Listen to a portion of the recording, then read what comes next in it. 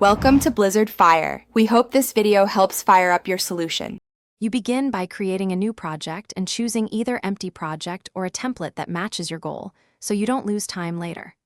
Once done, set the sample rate, 44, 1K or 48K, and a buffer size between 128 and 512 to balance latency and CPU. Connect your audio interface, then enable its inputs in Preferences Audio I/O assignments. This ensures recordings land on the right tracks and you hear direct monitoring. Set track. Now record and shape your material. Add audio or software instrument tracks, name and color code each track so you can navigate fast. Use cycle mode to record multiple takes and then comp with quick swipe or merge to pick the best parts.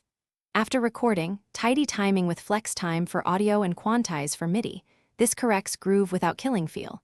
Make use of marker lanes to map sections, verse, chorus, so arranging is drag and drop. Save versions frequently and create a backup snapshot.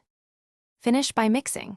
Start with gain staging, insert channel EQ and compression to carve space and control dynamics, then route groups to buses for reverb and compression to glue elements together.